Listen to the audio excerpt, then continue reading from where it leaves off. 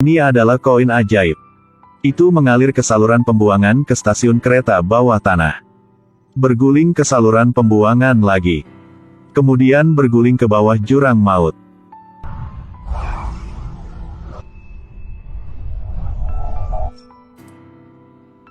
Koin 100 diambil. Sudah lama dia tidak melihat uangnya. Cepat ketika belum ada yang tahu. Masukkan koin ke dalam saku. Mereka adalah budak ratusan meter di bawah tanah. Dipaksa bekerja puluhan jam setiap hari. Perlu bekerja di sini penuh 15 tahun. Baru saja mendapat kesempatan untuk dibebaskan. Budak akan ditandai. Berjalanlah dengan mantap dan lantunkan slogan pergi bekerja. Jadi mereka pada dasarnya tidak memiliki kesempatan untuk melarikan diri. Mandi dengan sedikit air.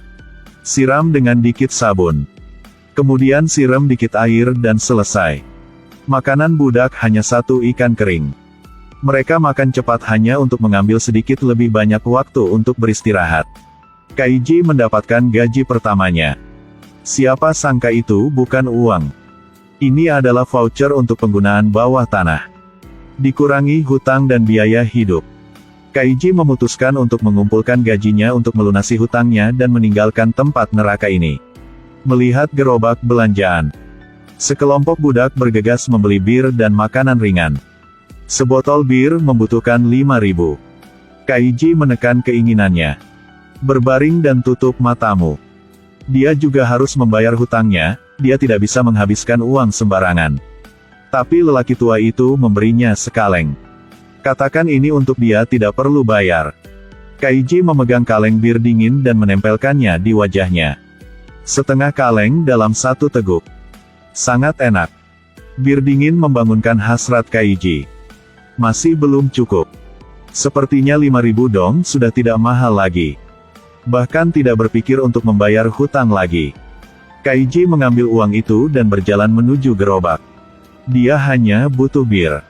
Satu kaleng sudah cukup. Tetapi pihak lain bertanya apakah dia butuh makanan juga gak. Adapun Kaiji. Udah lama gak cicipi minyak goreng. Lihat ayam panasnya. Kaiji membuang keinginan di kepalanya. Dia tidak bisa melakukan itu. Biskuit 500 tampaknya menjadi target yang bagus. Tapi orang tua itu berkata, tidak apa-apa untuk mengambil nafas sesekali. Ayam bisa memuaskan hasrat manusia. Bisa mulai dari besok lagi. Kaiji minum bir dan makan ayam. Tidak apa-apa menghabiskan gaji sebulan penuh. Setelah itu, Kaiji sangat menyesalinya. Tapi setelah kecelakaan, buat saya tahu bahwa sakit di tanah juga membutuhkan uang. Budak tanpa uang hanya bisa bangun dan terus bekerja. Ternyata di perahu harapan Kaiji menang. Tapi paman masih punya kartu. Kaiji tidak meninggalkan pamannya. Tapi pilihlah untuk menyimpan kartu itu bersamanya. Mereka baru saja dikirim ke tanah sebagai budak untuk membayar hutang mereka. Dokter memberitahu mereka, ingin meninggalkan neraka ini. Maka hanya ada cara yang berani.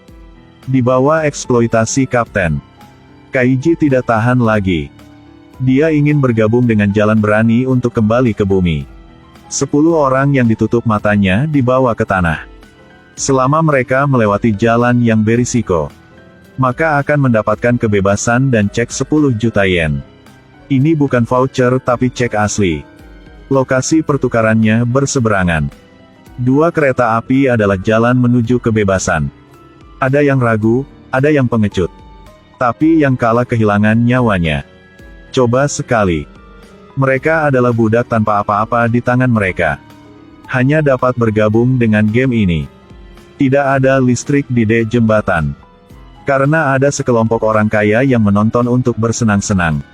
Saksikan penampilan mereka melalui layar. Mereka diberi baju bernomor. Tapi ada orang yang belum naik ke jembatan, takut peluk tiang. Kaiji memikirkan cara. Gambar garis pada sepatu. Hanya ujung sepatu yang lurus dengan rel. Lihat jembatan sebagai papan keseimbangan. Maka ada peluang besar untuk sukses. Di bawah pengawasan orang kaya. Perempuan yang merayu Kaiji juga ada di antara mereka. 10 orang menginjak jalan vertikal di jembatan.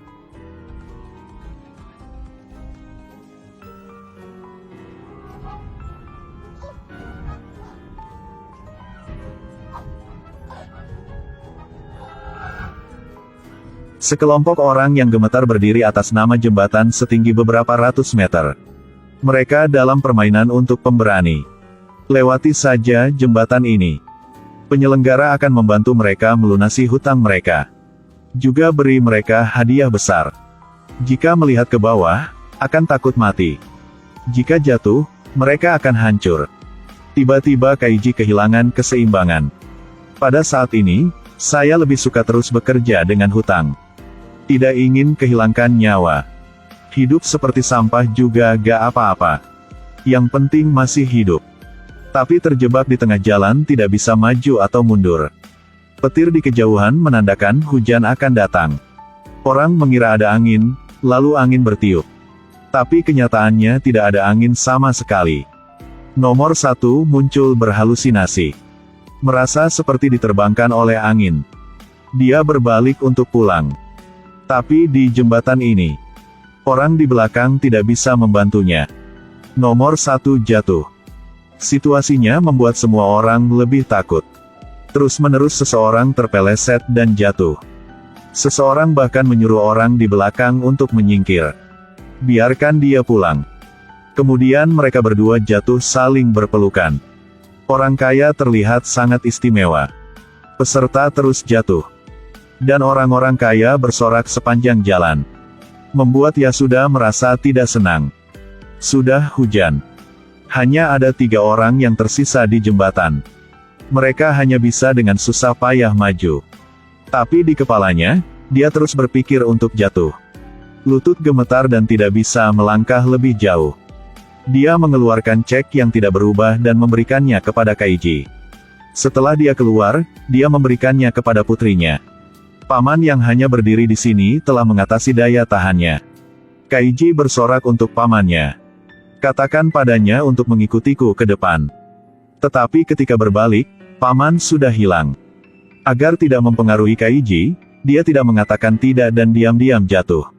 2 orang di jembatan mengalami kesulitan mencapai ujung jembatan. 2 lompatan kuat. Akhirnya sampai di tujuan. Tapi saat buka jendelanya, karena pengaruh tekanan tinggi, aliran udara mendorong mereka berdua ke bawah. Nomor 3 jatuh terhuyung-huyung. Kaiji juga tidak tahan melihat orang di sebelahnya mati satu persatu di depannya. Dia berteriak dan merangkak ke dalam.